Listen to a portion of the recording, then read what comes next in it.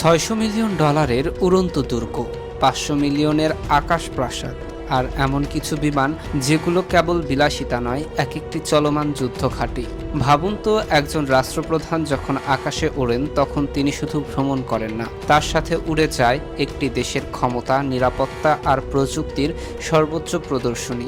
এমন কিছু বিমান আছে যেগুলো মাঝ আকাশ থেকেই যুদ্ধ পরিচালনা করতে পারে, ক্ষেপণাস্ত্রকে ধ্বংস করে দিতে পারে, এমনকি পরমাণু বিস্ফোরণেও টিকে থাকতে পারে। কোনোটি সোনায় মোড়া বিলাসবহুল প্রাসাদ, আবার কোনোটি সম্পূর্ণ গোপন সামরিক কমান্ডো সেন্টার। কিন্তু প্রশ্ন হলো, এই বিশাল খরচের পেছনে আসল রহস্য কি? নিরাপত্তা নাকি শক্তির প্রদর্শন? আজকের ভিডিওতে আমরা দেখব বিশ্বের সবচেয়ে ব্যয়বহুল ও শক্তিশালী 10টি প্রেসিডেন্ট বিমান, যেগুলো দেখলে আপনি অবাক হয়ে যাবেন। একটি দেশের রাষ্ট্রপ্রধান যখন বিদেশ সফরে যান তখন সেটি শুধুমাত্র এক স্থান থেকে অন্য স্থানে যাতায়াত নয়, এটি হয়ে ওঠে দেশের ক্ষমতা, প্রযুক্তি, কূটনীতি এবং মর্যাদার এক চলমান প্রদর্শনী।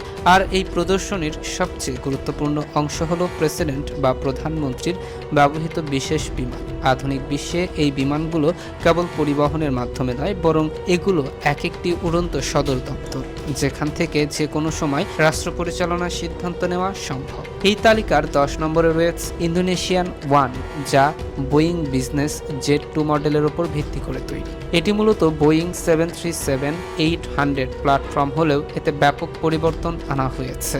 মূল বিমানের দাম ছিল তুলনামূলক কম, কিন্তু নিরাপত্তা, যোগাযোগ এবং প্রশাসনিক কাজের সুবিধার জন্য এতে অতিরিক্ত শত শত মিলিয়ন ডলার ব্যয় করা হয়েছে। ইন্দোনেশিয়া একটি দ্বীপভিত্তিক দেশ হওয়ায় এই বিমানটি তাদের প্রশাসনিক ব্যবস্থার জন্য অত্যন্ত গুরুত্বপূর্ণ। এতে রয়েছে উন্নত যোগাযোগ ব্যবস্থা, সুরক্ষিত ওয়ার্ক স্টেশন এবং উচ্চপদস্থ কর্মকর্তাদের কাজ করার জন্য আলাদা পরিবেশ। 9 নম্বরে রয়েছে ফ্রান্সের কোটাম ইউনিটি, যা একটি এয়ারবাস A330 মডেলের বিমান। ফরাসি সরকার এটি নতুনভাবে কেনেনি, বরং সেকেন্ড হ্যান্ড হিসেবে সংগ্রহ করে। পরে এতে অত্যাধুনিক প্রযুক্তি যুক্ত করা হয়। এতে রয়েছে anti missile defence system, sound proof meeting room এবং প্রেসিডেন্টের জন্য আলাদা থাকার ব্যবস্থা। এই বিমানটি ফ্রান্সের একটি গুরুত্বপূর্ণ কৌশলগত সিদ্ধান্তের প্রতিফলন। তারা আমেরিকান প্রযুক্তির উপর নির্ভরতা কমিয়ে নিজেদের তৈরি প্রযুক্তিকে অগ্রাধিকার দিতে চায়। 8 নম্বরে রয়েছে বাংলাদেশের বোয়িং 777-300ER। একটি উন্নয়নশীল দেশ হওয়া সত্ত্বেও বাংলাদেশ এই বিমানটির মাধ্যমে তার আন্তর্জাতিক অবস্থানকে আরও শক্তিশালী করতে চায়। এই বিমানটি দীর্ঘ দূরত্বে বিরামহীনভাবে উঠতে সক্ষম, যা কূটনৈতিক সফরের জন্য অত্যন্ত গুরুত্বপূর্ণ। এতে প্রেসিডেন্ট বা প্রধানমন্ত্রীর জন্য আলাদা সেকশন, নিরাপদ যোগাযোগ ব্যবস্থা এবং সফরসঙ্গীদের জন্য আরামদায়ক পরিবেশ নিশ্চিত করে। এটি বাংলাদেশের বাস্তববাদী চিন্তাভাবনার প্রতিফলন, যেখানে বিলাসিতার চেয়ে কার্যকারিতাকে বেশি গুরুত্ব দেওয়া হয়েছে।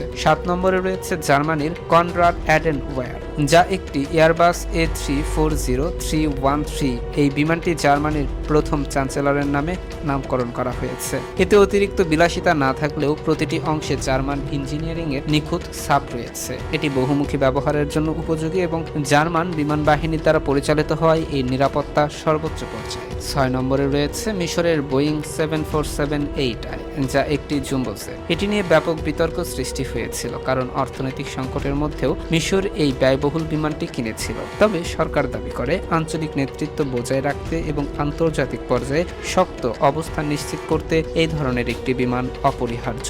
এতে রয়েছে উন্নত চিকিৎসা সুবিধা এবং একটি পূর্ণাঙ্গ কমান্ডো সেন্টার। 5 নম্বরে রয়েছে তুরস্কের বোয়িং 747-8, যা কাতারের আমিরের কাছ থেকে উপহার হিসেবে পাওয়া। এটি বিশ্বের অন্যতম বিলাসবহুল বিমান হিসেবে বিবেচিত। এতে রয়েছে রাজকীয় বেডরুম, ডাইনিং হল, লাউঞ্জ এবং একটি ছোট হাসপাতাল। এই বিমানটি কেবল বিলাসিতার প্রতীক নয়, বরং তুরস্কের ক্রমবর্ধমান রাজনৈতিক প্রভাবেরও প্রতিফলন। 4 নম্বরে রয়েছে দক্ষিণ কোরিয়ার কোড 1, যা সরাসরি না কিনে লিজ নিয়ে ব্যবহার করে।